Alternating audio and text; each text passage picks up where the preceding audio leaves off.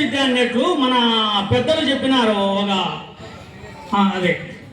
అందుకు ఇప్పుడు ఫస్ట్ మనకు తల్లి గురువు, తర్వాత అదే మాతృదేవో భవ, పితృదేవో భవ, ఆచార్య దేవో భవ. అంటే మనకు ఫస్ట్ తల్లి గురువు అయినది తల్లి, మరలా తండ్రి, మరలా గురువు. అదే గురు బ్రహ్మ, గురు విష్ణు, గురుదేవో మహేశ్వర, గురు సాక్షాత్ పరబ్రహ్మ, తస్మై శ్రీ గురవే నమః. అంటే మన గురువే బ్రహ్మ, గురువే విష్ణువు, గురువే మహేశ్వర.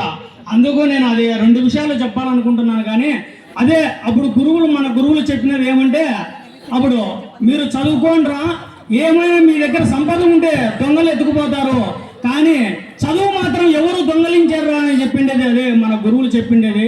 అదే నేను రెండు విషయాలు మాట్లాడినా అంతే. నమస్కారం. Thank you Narasimha. నెక్స్ట్ రావాలా ఫాస్ట్ తెలుగు మాస్టర్. ఓకే, 1.5 నిమిషానికి ముగిస్తాము. మరొకసారి అజ్ఞానం అనేటువంటి అంధకారాన్ని పోగొట్టి విజ్ఞానం అనేటువంటి వెలుగు నింపినటువంటి గురువులందరికీ కూడా పాదాభివందనం. మా మిత్రులు, హితులు, సన్నిహితులు, స్నేహితులు అందరికి కూడా, వారి యొక్క కుటుంబ సభ్యులకు కూడా నమస్సుమాంజలి. ముఖ్యంగా నేను తెలుగు అధ్యాపకుడిని. ఇంకా పద్యాలు అనేటువంటివి మాకు వస్తూ ఉంటాయి చెప్తూ ఉంటే, కానీ మిమ్మల్ని విసుగు చెందేటువంటి విధంగా చెప్పదలుచుకోలేదు. నేను ఇలా వెళ్తుంటే ఆదినారాయణ వెనకలు వచ్చేటువంటి విధంగా ఆయన పని పెట్టలేదు. ఈరోజు మంచి కవి అయినటువంటి గుర్రం జాస్తో గారి యొక్క జయంతి. ఈరోజు సెప్టెంబర్ 28, 1895లో వినుకొండ, గుంటూరు జిల్లాలో పుట్టినటువంటి ఆయన చిన్న సంఘటన చెప్తా. ఒకసారి మంచి కవి, ఎన్నో అవార్డ్స్ గ్రహీత. ఒకసారి ట్రైన్లో వెళ్తున్నాడు. వెళ్తుంటే ఆయన రాసినటువంటి పుస్తకాన్ని అందరూ చూశారు. ఆయన కవిత్వాన్ని బాగా మెచ్చుకున్నారు. మెచ్చుకున్న తర్వాత ఆయన యొక్క కులాన్ని అడిగారంట. అడిగితే కరెంట్ షాక్ కొట్టిన కాకిలా అలా పక్కకి వెళ్ళాడంట. ఆ సందర్భంలో ఆయన తన మనసుకు అనిపించింది, మీరు విసుగు చెందుకోకుండా వినండి. నా కవిత వధూటి వదనంబునెగాదిగ చూసి రూపురేఖ కమనీయ వైఖరిగాంచి భలి భలియన్నవారు నీదే కులమన్న ప్రశ్న వచించి చివాలున లేచిపోవుచున్ భాగునగుమ్మినట్లగుం పార్థివ చంద్ర వచించ సిగ్గగుం అన్నారంట. ఎందుకంటే ఇది కులానిక లేకుంటే గుణానిక అనేటువంటి విధంగా ఉన్నటువంటిది. ముఖ్యంగా ఇక్కడ మా తెలుగు సార్లు ఈ ఇన్స్పిరేషన్తోనే స్పెషల్ తెలుగు తీసుకొని తర్వాత పని ట్రైనింగ్ చేసి మేము ఇప్పుడు అధ్యాపకులుగా కొనసాగుతున్నాం. ముఖ్యంగా ఇక్కడ సార్ వాళ్ళు ఆనాడు చెప్పినటువంటి పద్యాలే భాగవతంలో కావచ్చు, ఇలాంటివన్నీ కూడా వినే మేము ఇన్స్పైర్ చేసుకున్నటువంటిది. వీళ్ళ యొక్క ఆశీస్సులు అనేటువంటివి ఎప్పటికీ మాకు ఉండాలని చెప్పి మేము కోరుకుంటున్నాం. కానీ ఒకప్పుడు మనం అంటే 10వ క్లాస్ వరకు చదువుకున్నటువంటి రోజుల్లో ఎవరైనా ఒక టీచర్ కొట్టినాడంటే ఇంటికి పోతే అక్కడ 2 పీకులు పీకితే మన ఇక్కడ వచ్చేవాళ్ళం. ఇప్పుడు మేము 20 సంవత్సరాలు, 20 సంవత్సరం 20 అంటే అకాడమిక్ ఇయర్ కొనసాగుతుంది. మేము కూడా పిల్లలకు చదువు చెప్పబట్టి, కానీ వాళ్ళు వస్తారు, మా పిల్లాడు ఉండేది ఒక్కడే, మా వాడు చదవడు, మీరు కొట్టద్దండి అంతే. ఇదేమిటంటే మా ఊర్లో వాళ్ళు చదువుకోలేదంటే మా వాడికి బాగోదు. ఇలాంటివి మీరు చెప్పినప్పుడు సార్, మీరు కొట్టిన ఆనందమే, మీరు తిట్టిన ఆనందమే, ఎంతో ఆనందాన్ని మేము అనుభవించే వాళ్ళము. కానీ మా పేరెంట్స్ కూడా వచ్చి మిమ్మల్ని ఏనాడు కూడా మా పిల్లల్ని కొట్టావు కాదు, ఇంకా 2 తగిలించి మా పిల్లలకి చదువు చెప్పండి సార్ అని చెప్పి మీతో అనేవాళ్ళు సార్. ఇప్పుడు మేము ఉన్నాం, కానీ మా పిల్లల్ని కొట్టకూడదు, తిట్టకూడదు. ఈ విషయం మాత్రం మేము ప్రతి సంవత్సరం కూడా చూస్తున్నాం సార్. అది ఎందుకో కానీ మీరు చెప్పినట్టు మాత్రం ప్రతి ఒక్కరూ కూడా ఏం చేస్తున్నారంటే మేడం చెప్పినట్లు భవిష్యత్తులో పూర్వ విద్యార్థుల యొక్క ఆత్మీయ సమ్మేళనం జరగడానికి టీచర్స్ అనేటువంటి ఉండరు. కానీ ఒక టీచర్ అనేటువంటి వాడు ఉంటేనే ఎంతో మంది ఇప్పుడు చెప్తున్నటువంటి లాయర్లు కావచ్చు, డాక్టర్లు కావచ్చు, రకరకాల ఉద్యోగస్తులు తయారు చేసేటువంటి కెపాసిటీ ఉందంటే ఒక టీచర్కి మాత్రమే ఉంటుంది. కానీ ఒక లాయర్ ఇంకో లాయర్ తయారు చేయలేడు, ఒక ఉన్నటువంటి డాక్టర్ ఇంకొక డాక్టర్ని కూడా తయారు చేయలేడు, ఒక పోలీస్ని కూడా తయారు చేయడానికి ఎటువంటి పరిస్థితిలో వీలు కాదు. కాబట్టి ఈ యొక్క ఉన్నతమైన వ్యక్తి, మాకు కూడా 3 పిల్లలు ఉన్నారు సార్, ఒక్కరినైనా టీచర్గా చూడాలనేది మా ఆకాంక్ష. మా పిల్లలు ఎవరినో ఒకరిని భవిష్యత్తులో టీచర్ చేసిన తర్వాత మీకు మరీ కనిపించి ఈ విషయాన్ని విన్నవించుకుంటామని చెప్పి. ఓకే, వెల్కమ్ మేడం గారు. మాకైతే మాత్రం ఇంకా మా సార్లు అయితే మాత్రం వీళ్ళ గురించి ఎంత చెప్పినా కూడా మేము తక్కువైతుంది. ఎప్పుడైనా కనపడినప్పుడు కానీ క్లాస్లో, ఎందుకంటే ఇక్కడ మేమైతే సార్లను ఎప్పుడు గుర్తుపడుతుంటాం కానీ ఎక్కడైనా సరే, కానీ సార్లు మమ్మల్ని ఎవరు గుర్తుపట్టలేరు. కానీ మీరు ఎవరు తెలియదంటే బాగుందని చెప్పి వాళ్ళు గుర్తుపట్టినట్లు కూడా మమ్మల్ని అలా టీచ్ చేయడం కూడా మాకు మంచిదే సార్. మా యొక్క మిత్రులలో కూడా చాలా మంది వాళ్ళ ముఖాలు చూస్తే మేమే గుర్తుపట్టలేకపోతున్నాం సార్. ఇంకా మీరు 30 సంవత్సరాల క్రితము 10వ క్లాస్ అయిపోయిన తర్వాత మీరు గుర్తుపట్టలేదంటే దాంట్లో ఆశ్చర్యం లేదు. ఎందుకంటే వాళ్ళ హావభావాల్లో కానీ వారి యొక్క రూపురేఖల్లో కానీ ఎన్నో మార్పులు అనేటువంటివి వచ్చినాయి. కాబట్టి అది గుర్తుపట్టడం సాధ్యం కాదు. అయినా ఎంతో మంది, ఇంకా చాలా మంది వస్తారనుకున్నాం కానీ తక్కువే వచ్చారు. అయినప్పటికీ సంతోషం. మిమ్మల్ని అందరూ చూసిన తర్వాత ఇక మా జీవితం ధన్యమైపోయింది అనుకున్నాం సార్. ఈ అవకాశం ఇచ్చినట్టు వాళ్ళందరికీ కూడా ఒకసారి ధన్యవాదాలు తెలియజేస్తూ విరమిస్తున్నారు. Thank you sir. Thank you Nagesh. ఈ జీవితాలు కాదు ధన్యమైంది, ఇక్కడ కూర్చున్నామే మా యొక్క జీవితాలు ధన్యమైనవి. నువ్వు ఈ విధంగా ఇంత ఇదిగా వాగ్దే వచ్చి నోట్లో అల్లాడిచ్చినట్టు అల్లాడుతా ఉంటే బా. Thank you. నెక్స్ట్ ఫక్రుద్దీన్ మాట్లాడతారు. సభ మీద ఉన్న గురువులకు శిరస్సు వంచి పాదాభివందనం చేస్తాను సార్. 32 సంవత్సరాల వెనక్కిపోతే మనం 93, 94, 10వ తరగతి చదువుకున్నాం. 32 సంవత్సరాల వెనక్కి వస్తే ఎంత కాలయాపన జరిగిందో మనందరికీ తెలుసు. ఈ 32 సంవత్సరాల్లో ఎన్నో ఒడిదుడుకులు, ఎన్నో కష్ట నష్టాలు ఓర్చి మనము ఈరోజు ఈ స్థాయికి ఉన్నాము. గురువు సమాజంలో గురువుకున్న ప్రాధాన్యత ఎవ్వరికీ లేదు. తల్లి, తండ్రి, గురువు, దైవం. దైవాన్ని వెనక్కి నెట్టేసి గురువు ముందున్నాడు. అంటే తల్లి, తండ్రి తర్వాత గురువు తర్వాత దైవము. మనము మనుషులము దైవాన్ని మొక్కుతాం. కానీ ఇక్కడ సమాజంలో గురువుకున్న ప్రాధాన్యత దేవుడికి కానీ లేదు. గురువు తర్వాత దేవుడు. సార్, మీరు ఇంకా 100 ఏళ్ళు మంచి ఆయుష్తో మీకు భగవంతుడు మంచి ఆరోగ్యం ఇవ్వాలని నేను ఈ సభా వేదికగా కోరుతున్నాను సార్. ఇంతటి అమూల్యమైన అవకాశం నాకు చిక్కినందుకు నేను చాలా అదృష్టంగా భావిస్తాను. 94లో మీతో కలిసి చదువుకున్నాను. ఆ అదృష్టం నాకు కలిగినందుకు నేను ఇంకా చాలా బాగా సంతోషపడుతున్నాను. కష్ట నష్టాలకు ఓడ్చి ఈరోజు పూర్వ విద్యార్థుల ఆత్మీయ సమ్మేళనానికి ఇంతమందిని సమకూర్చినామే, అది నిజంగా అంటే ఒక గొప్ప వరమే అనుకోవచ్చు. ముఖ్యంగా మిత్రులు చాలామంది, మా కమిటీ మెంబర్ చాలామంది బాగా కష్టపడినారు. అందులోనూ బిజీగా ఉన్నా కూడా చంద్రశేఖర్ అయితే పాపం ఎప్పుడు బిజీగా ఉంటాడు, కోర్టులో సమయాభావం తక్కువగా ఉంది, మాట్లాడాలనిపిస్తుంది.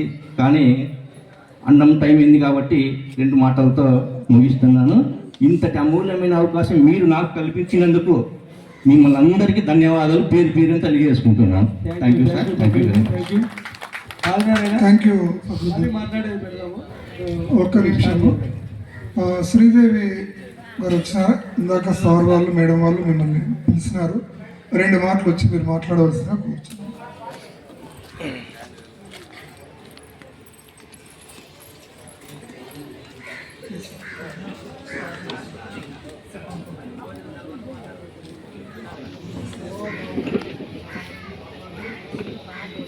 సహాయం చేసే చెప్పు.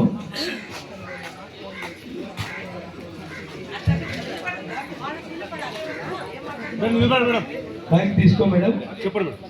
యాక్చువల్గా నాకు స్టేజ్ పేరు ఎక్కువ ఉంది. మైక్ తీసుకుంటే మాటలు రావు, మైక్ లేకుంటే ధారాళంగా మాట్లాడతాను. ఏదైనా చిన్న చిన్న పొరపాట్లు ఉంటాయి, మైక్ ఉంది కాబట్టి.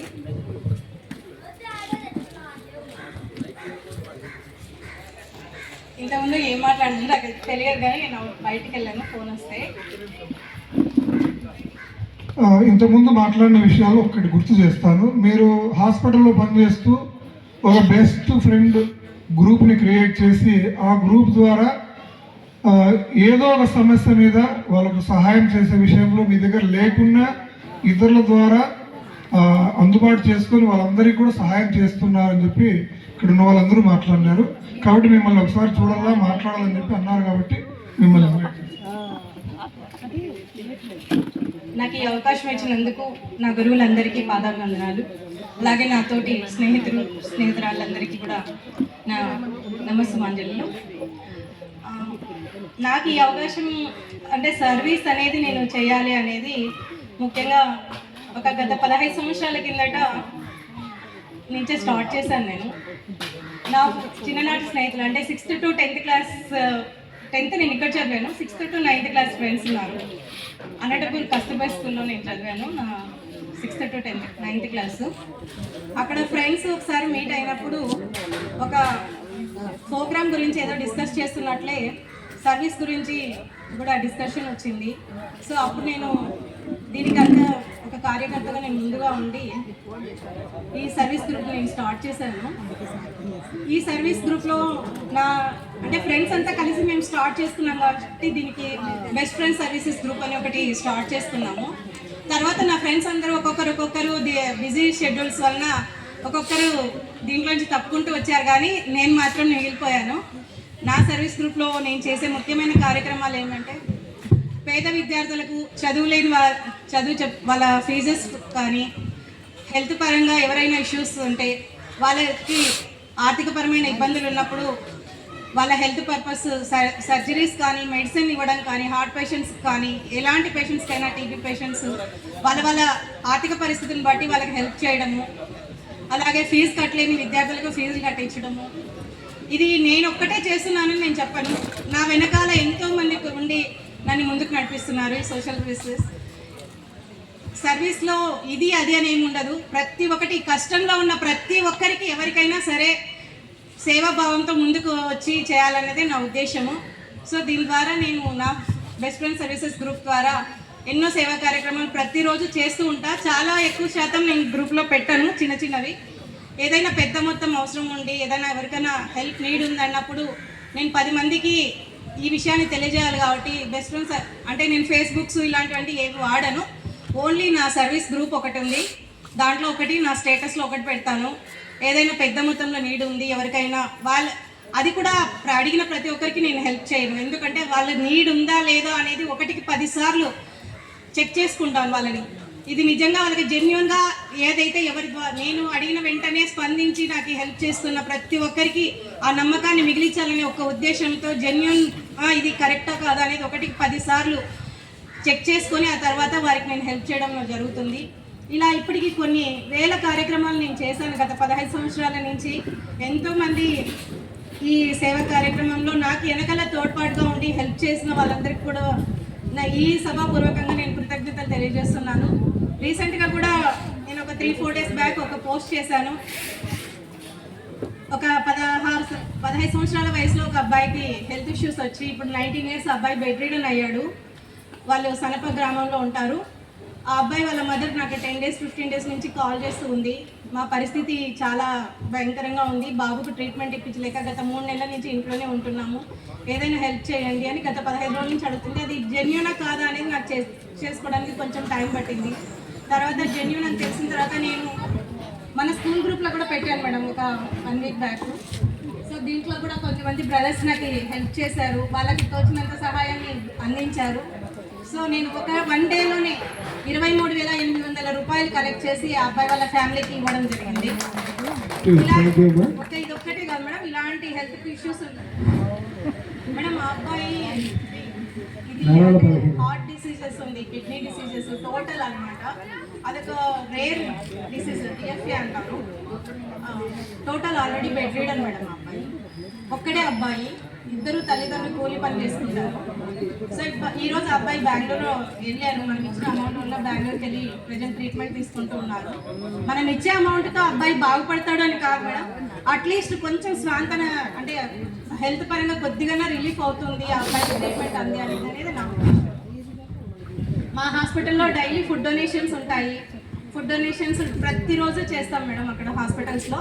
దీనికి నాకు కూడా ఎంతోమంది హెల్ప్ చేస్తారు. ఒక రోజు లేని రోజు నా ఓన్ మనీతో ఖర్చు పెడతాను. చిన్న చిన్న కార్యక్రమాలకి నా ఓన్ మనీనే యూజ్ చేస్తాను. పెద్ద కార్యక్రమాలు ఉన్నప్పుడే 10 మందికి అడుగుతాను. అంటే గ్రూప్ ద్వారా ఎవరైతే ఇండివిజువల్గా వాళ్ళ ఇంట్రెస్ట్ ఉండి వాళ్ళ మంచి మనసుతో ముందుకు వచ్చి ఇస్తే దాన్ని వాళ్ళకి అందజేయడానికి నేను చేస్తాను.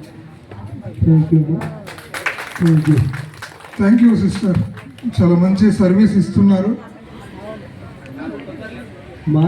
ఓకే, ఇంకా మాట్లాడాలనుకునే వాళ్ళు భోజనం తర్వాత ఆఫ్టర్ మీల్స్, ఎందుకంటే ఇప్పటికే 1:30 అవుతా ఉంది.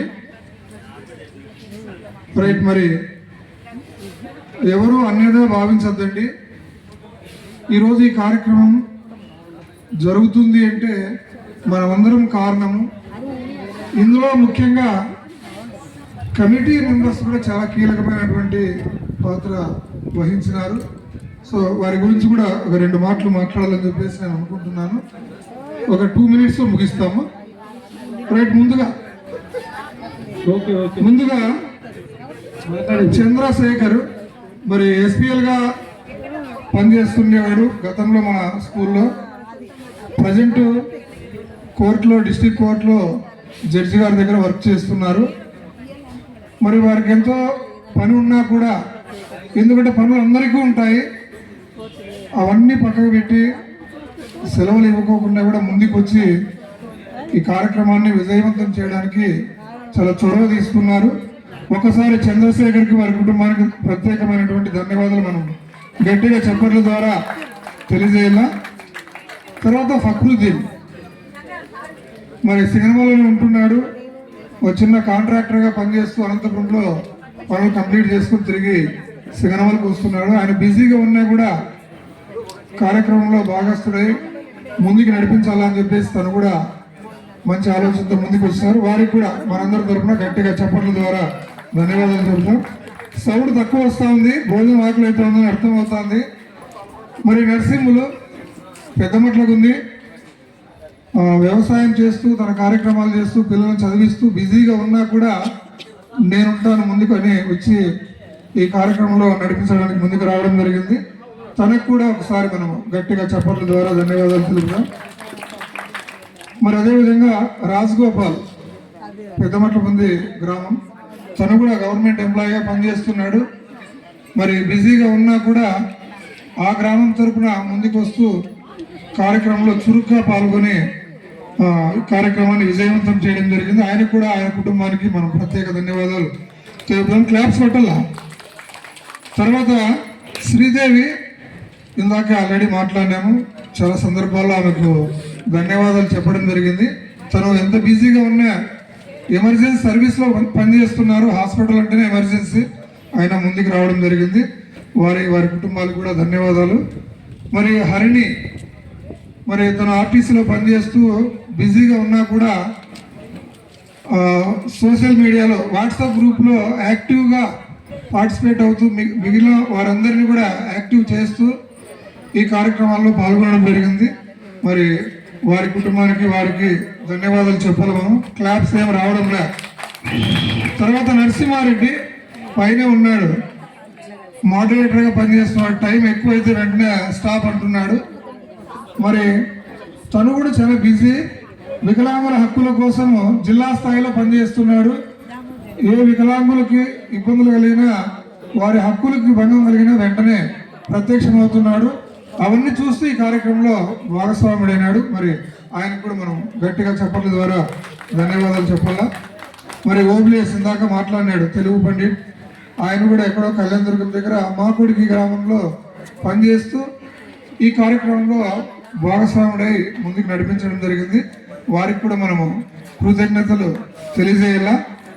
మరి బాలరంగారెడ్డి లోకల్లోనే ఉంటూ మీడియాలో వర్క్ చేస్తూ హాల్ టికెట్స్ అన్నిటి కూడా, అంటే ఫొటోస్ అన్ని కూడా గ్యాదర్ చేసి వాట్సాప్ గ్రూప్లో సెండ్ చేస్తూ దానికి కారకుడైనాడు, కార్యక్రమంలో భాగస్వాముడై బాగా ముందుకు నడిపించడం జరిగింది.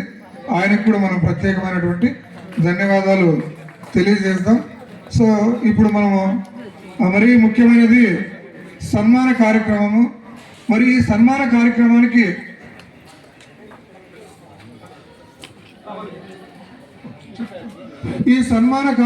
సంబంధించి గురువులకు నేను సన్మానం చేస్తానని చెప్పి వాలంటీర్గా ముందుకు రావడం జరిగింది. నాగేంద్ర ప్రసాద్ సింగనమల్లోనే ఎక్స్ఆర్డీట్ అయిన సింగనమల్లో డాక్యుమెంటేటర్గా పనిచేస్తున్నారు. మరి గురువులందరికీ కూడా ఆయన వస్త్రాలు తీసుకురావడం కావచ్చు, గార్లాండ్స్ కావచ్చు, ప్రతిదీ కూడా తను ఏర్పాటు చేసి ఈరోజు ముందుకు వచ్చి గురువులను సన్మానం చేసే అదృష్టం ఆయన కలిగించుకున్నాడు. మరి ఒక్కసారి నాగేంద్ర ప్రసాద్కి కుటుంబానికి మనం ప్రత్యేకమైనటువంటి ధన్యవాదాలు తెలుపుదాం. మరి నాగేంద్ర ప్రసాద్ చేతుల మీదుగా గురువులందరికీ కూడా సన్మానం చేయవలసిందిగా నాగేంద్ర ప్రసాద్ని వారి కుటుంబాన్ని కోరుచున్నాము. అంతకంటే ముందు రాము కొన్ని విషయాలు మాట్లాడతారని చెప్పేసి అన్నారు ఇందాక. ఓకే రైట్, మళ్ళీ తర్వాత ఆఫ్టర్ మీల్స్ మాట్లాడుకోవచ్చు. నాగేంద్ర ప్రసాద్ ఎక్కడున్నా స్టేజ్ పైకి రావాల్సిందిగా కోరుచున్నాం. రాలే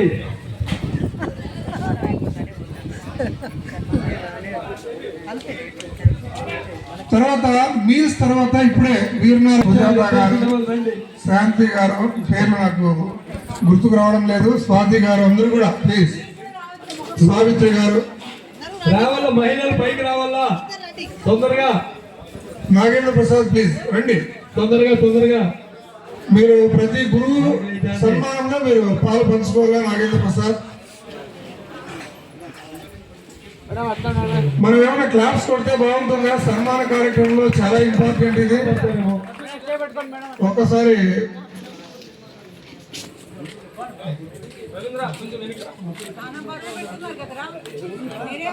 అగైన్ క్లాప్స్ ప్లీజ్, గట్టిగా చెప్పండి. స్టేజ్ మీద ఉన్న వాళ్ళకి క్లాప్స్ కొట్టాలా? ఏ రాజగోపాల్ అంత ఎన్నిక రమ్మా ముందరికి.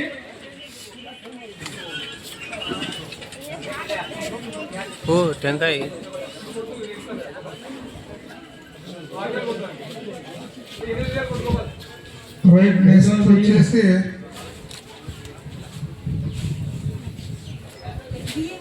బాగా నిలబడాలి, మీరు ఫోటో తీస్తారు. మేడం చూడండి మేడం, పట్టుకో మేడం, అట్లా ఫోటో కోసం photo still madam. First women చేయండి, నెక్స్ట్ మెన్ ఇన్వాల్వ్ అవుతారు. రైట్, నెక్స్ట్ వచ్చేసి నామదేవ్ సార్ గారికి సన్మాన కార్యక్రమాన్ని ఏర్పాటు చేయాలి. లేడీస్ అంతా ఒకసారి స్మైల్ ఇవ్వండి, ఏదో కోపంగా ఉన్నట్లున్నారు. రైట్, ఓకే, థ్యాంక్ యూ అందరికి. నెక్స్ట్ నామదేవ్ సార్ గారికి మనం సన్మానం చేయాలా. నాగేంద్ర ప్రసాద్ రెడీగా ఉన్నారా? మరి ఇప్పుడు జెంట్స్ ఇద్దరికి చెప్పు సార్. మేడం గారు వచ్చింది. ఇప్పుడు నామదేవ్ సార్కి మరియు సార్ భార్యకు ఇద్దరికి కూడా ఒకేసారి సన్మానం చేస్తారు. మేడం కొంచెం రెండు కుర్చీలు మేడం కూర్చోమనండి. మనోహర్ మేడం కూర్చోండి. మరి నామదేవ్ సార్ గారిని వారి సతీమణిని ఆహ్వానిస్తున్నాము. అక్కలు కొద్దిగా ఇద్దరు కూడా అమ్మా మీరు కొద్దిగా ఎన్నికి రండి అమ్మా. రైట్, మరి ఇద్దరు కూడా రావాలని చెప్పి ఆహ్వానిస్తున్నాము. మేడం కొద్దిగా ఎన్నికే వచ్చారు.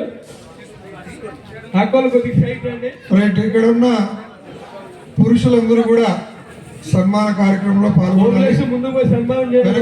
రాజారెడ్డి, నాగరాజు, ఫక్రుద్దీన్, చంద్రశేఖర్, సుధాకర్ అందరూ కింద ఉన్న వాళ్ళు కూడా నెక్స్ట్ రెడీగా ఉండండి. నాగేంద్ర ప్రసాద్ ఎక్కడున్నారు? ముందుకు రే నాగేంద్ర, ముందుకు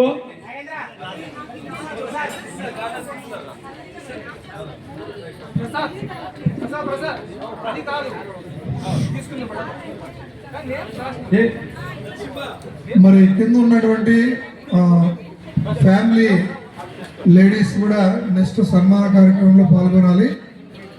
అందరినీ ఆహ్వానిస్తాము.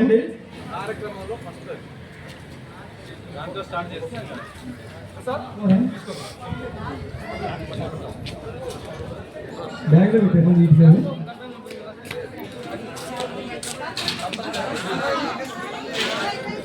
చాలా కప్పమ్మ రైట్, ఒకసారి క్లాప్స్ కొట్టాలా. మరి ఇద్దరికి కూడా ఒకేసారి సన్మానం చేస్తున్నారు.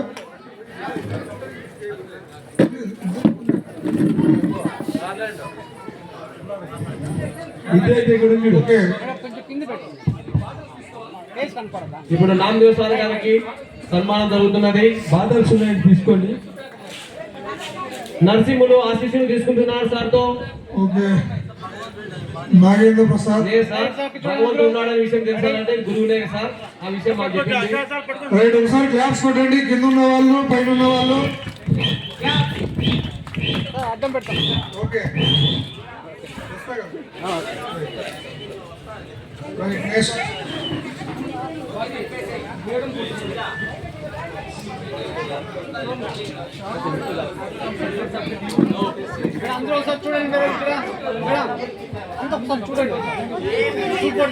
అందరూ ఒకసారి అటువైపు చూడండి. ఫోటో రెడీ మేడం చూడండి సార్. రైట్ ఫోటో వైపు కూడా చూడండి. మరి చూసిన తర్వాత మనమే గుర్తుపట్టాలంటే ఓకే, థ్యాంక్ యూ. రైట్, మరి నెక్స్ట్ జాఫర్ అలీ సార్ గారికి సన్మాన కార్యక్రమాన్ని ఏర్పాటు చేయాలా. ఆ చైర్లు రండి, ఎన్నికేయండి. చంద్రశేఖర్ అంటేను సార్ వాళ్ళకి ఫ్యామిలీస్ పిలుస్తాం.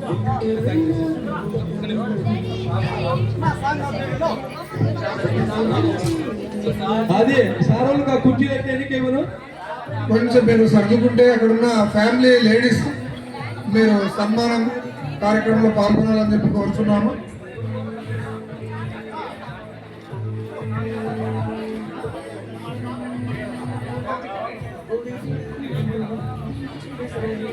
వాళ్ళంతా పక్కకి రాలా.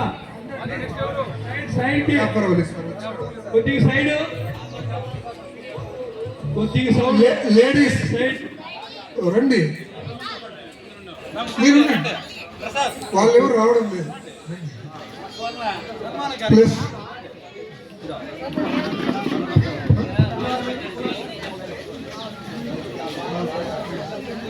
ఇప్పుడు జాఫర్ అలీ సార్ ఓకే, మరి జెంట్స్ అంతా వెనకే ఉన్నారు.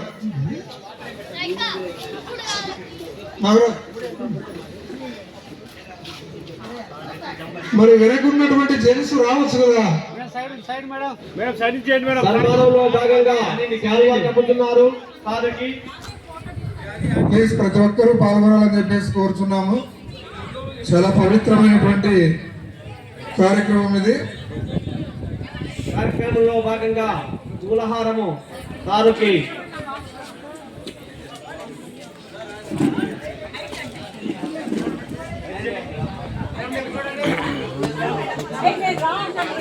Thank you.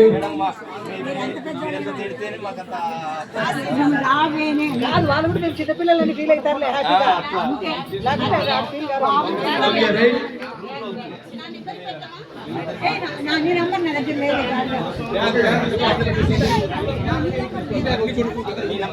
Next Adinarayana madam గారికి సన్మానం చేయవలసిందిగా కోరుతున్నాము. ఆదినారాయణ మేడం మీరు అట్లా మేడం కోరుతున్నాము. జాఫర్ సార్ కుర్చీ ఎన్నికి ఇవ్వండి. అట్లేను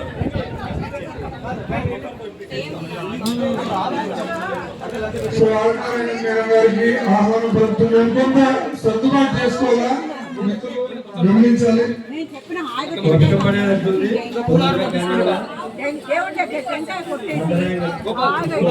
లేడీస్ అందరూ కూడా లేట్ చేయకుండా సన్మాన కార్యక్రమాన్ని పూర్తి చేయాలని కోరుతున్నాము. ఒక పువ్వు ఏంటి అంటే పువ్వుల బంతి అదొక బరువు మొమెంట్ అది బరువు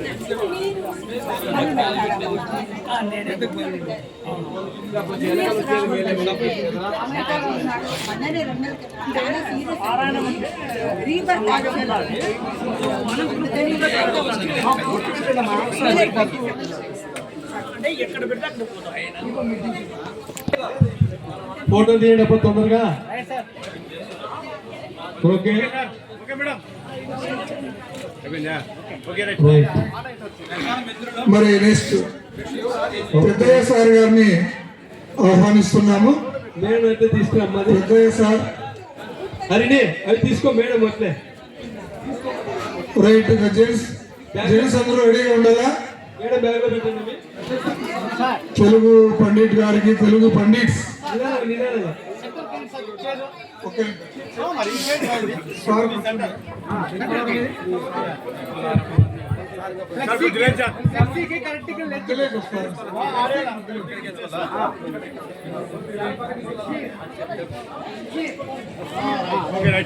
మరి జెంట్స్ అందరూ కూడా ముందుకు రావాలి.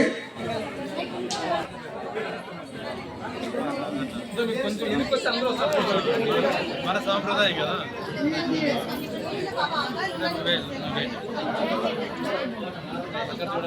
మేడం ఇక్కడ చూడండి, రైట్ సైడ్ రెడీ మేడం, ఇక్కడ చూడండి.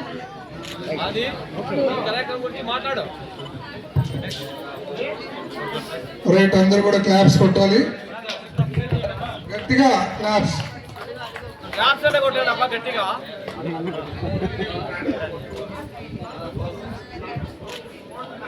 Right madam, right. మరి లేడీస్ అందరూ కూడా కిందికి వెళ్ళవలసిందిగా మనవి. నెక్స్ట్ బంగారప్ప సార్ గారిని ఇన్వైట్ చేస్తున్నాము. జెంట్స్ అందరూ రండి ప్లీజ్, లేడీస్ అందరూ కిందికి వెళ్ళవలసిందిగా మనవి. తప్పుగా అనుకోండి.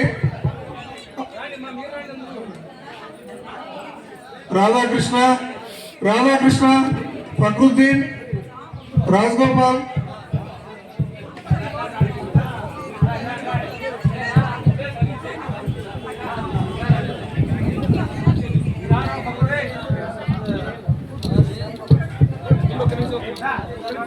జెంట్స్ కి అవకాశం ఇవ్వండి ప్లీజ్. జెంట్స్ కి అవకాశం ఇవ్వండి, అన్యగా భావించద్దండి.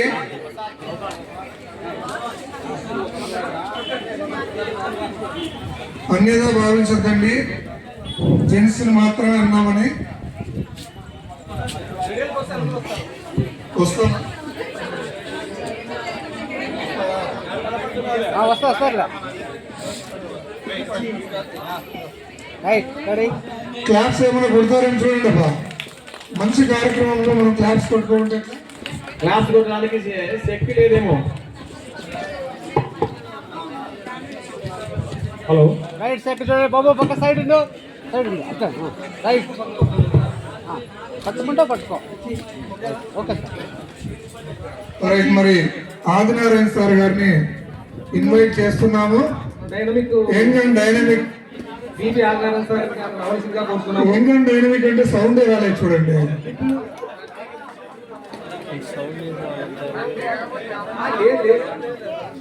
స్టేజ్ మీద ఉందా సవాల్ ఎక్కింది. రైట్. మిగిలిన మిత్రులు రాజగోపాల్, కింద ఉన్న వాళ్ళు కూడా వెంకటరమణ, కృష్ణ కిషోర్ రెడ్డి రండప్పా. ఇది ఎవరో పిలవడము చేయడం కాదు, ఒకరిది కాదు, అందరిది. రాములు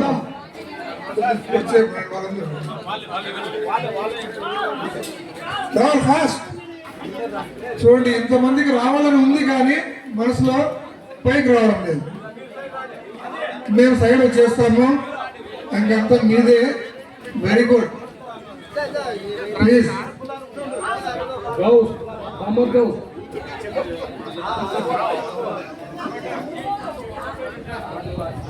సైడ్ సైడ్ ఉన్నాడు సైడ్.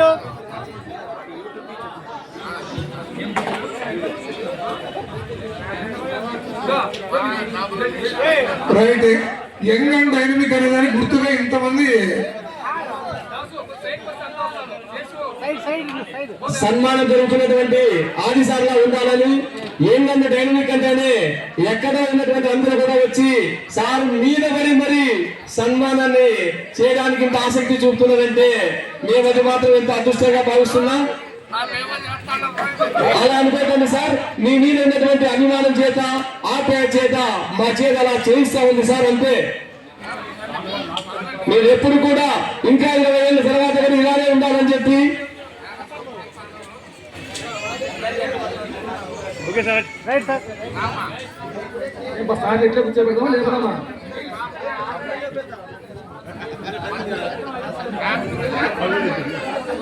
Right, okay. రైట్, భోజనం రెడీ అయింది. ఆది గారేగా అయిపోయినారా? ఆది రైట్, ఓకే.